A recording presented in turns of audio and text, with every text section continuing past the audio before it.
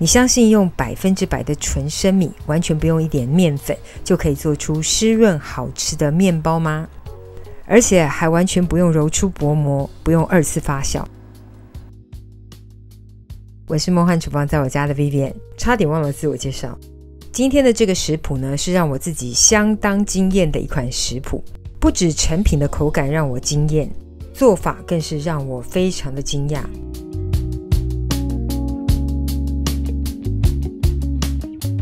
想做出无麸质的生米面包，我们赶快来准备所有材料的部分。所有的材料配方大家就请自行萤幕截图一下，我也会把详细食谱的文字连结放在资讯栏当中，有需要的朋友请多加利用。首先就是主角白米，我用的是月光米，你也可以用寿司米、珍珠米这类的米，不要用再来米或是长米，不太适合。先把米冲洗干净之后呢，浸泡2到3个小时。如果赶时间呢，可以泡热水，大约泡个1个小时左右。浸泡完要使用的白米呢，一定要彻底沥干水分，没有彻底沥干呢，可能会导致面糊过湿，所以一定要甩一下，确定彻底沥干。立刻倒入破壁型的调理机当中，一定要是破壁型的哦，因为要把米糊打得非常细致，没有粉粒的残留，所以一定要用破壁机。把除了即溶速发酵母以外的所有食材全部放入破壁机当中。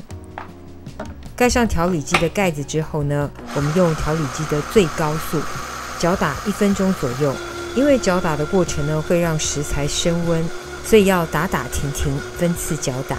然后也可以趁机刮杯一下，也就是把粘附在调理杯边的米粒呢刮一下，这样才不容易有耗材的产生。1分钟后呢，我们就开盖刮杯一下，这时候的米糊温度大概是30几度哦，我们就把粘附在杯边的米粒刮干净，杯盖上的米糊呢也要顺道刮一下。这个过程呢，我们要重复做3回，也就是一共搅打3分钟左右。记得每次搅打，每次都要刮杯哦。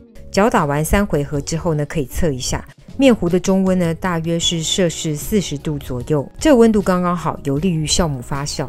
然后也可以看一下米糊的细致程度哦，细致到完全没有米粒的残留，米糊的浓稠程度大概像是稀释过的白胶，这样就是完美的米糊了。这时候我们再加入即溶速发酵母，用低速混拌均匀，低速就好哦，不用过度高速，否则米糊会继续升温熟成。立即把打好的米糊呢倒入铺上烘焙纸的模具当中，如果你的模具是防粘黏的，只要喷上些许的油就可以，不粘膜就不用铺烘焙纸。然后米糊倒入的量就是模具的1半，我用的是小型的棒蛋糕模。我们设定摄氏40度发酵20分钟，没有发酵功能的没关系，在没有开启电源的烤箱或是微波炉当中放一杯热水就可以，大概就是面糊发酵到接近2倍高就可以。发酵完成的面糊呢，大概就是影片这样的状态。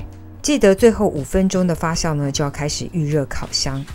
因为米面糊非常容易干燥，所以我们要在进烤箱前呢，喷上水雾，然后表面稍微盖一下烘焙纸，再静置一下，就可以直接放入预热好的烤箱。烤箱温度是设定在摄氏180度，烘烤30分钟。这发酵温度尽量要拿捏刚好，否则过度发酵呢，可能面包的孔洞会比较大一点。然后一放进去烤箱呢，表面也可以再喷1次水雾，这样子可以避免面包表面的干裂。记得用什么模具都可以哦，如果模具口比较窄一点的话，就容易造成像棒蛋糕表面的裂纹，但不管有没有裂纹，都一样好吃。大概剩下最后的6分钟呢，我发现面包的表面上色已经很 OK 了。这时候可以在面包表面铺上一张铝箔纸或是烘焙纸，避免继续上色。就是把30分钟给跑足跑完，时间到后我们就可以取出面包。刚出炉的面包呢，我们就稍微放凉一点点。稍微放凉之后呢，我们再移出面包，放置在网架上面散热，要散热到完全冷却之后再脱模哦。因为面包真的太湿润柔软，一定要彻底放凉再脱模，否则很容易被我们破坏变形。完全彻底放凉之后呢，我们脱去外表的烘焙纸。建议不要像我手这尖哦，乱捏乱按压很容易破坏组织啊。但是这个面包真的非常非常的湿润柔软，就像你看到小 baby 的脸，你能够不捏它吗？一定要确定完全放凉之后再分割哦。你看看，你看看，你看看这个柔软的不得了的吐司。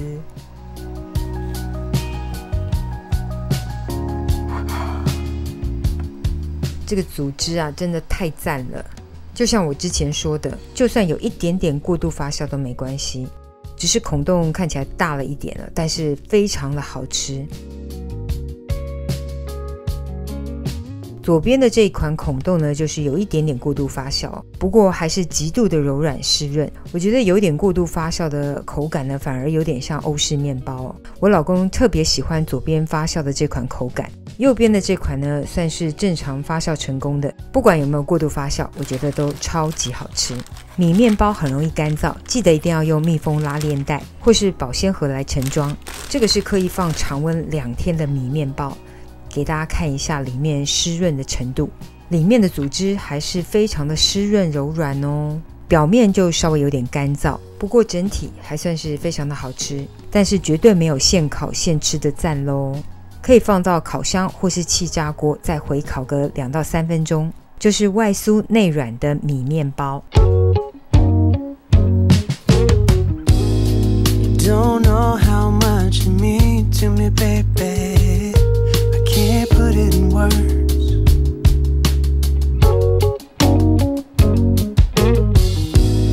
You don't know how much you give to me, baby. You keep making me learn, yeah. You're like a painting hanging on my every wall.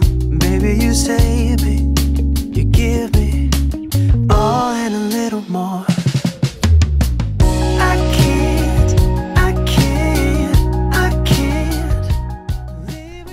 我没有在玩面包哦，我只是在试捏给大家看它有多柔软。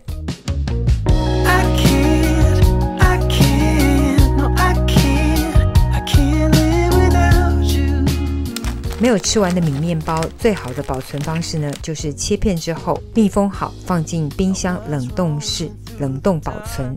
想吃的时候，烤箱或气炸锅烤个2、3分钟就可以吃咯。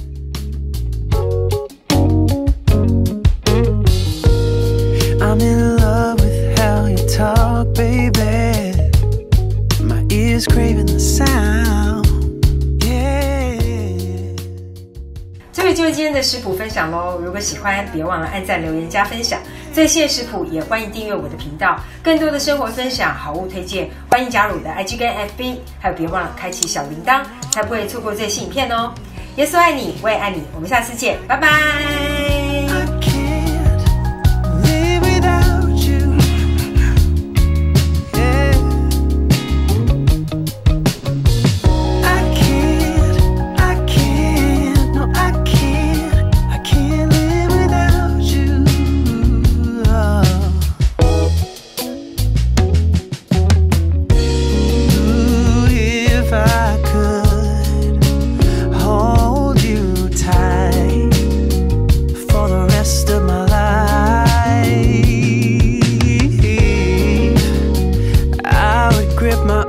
So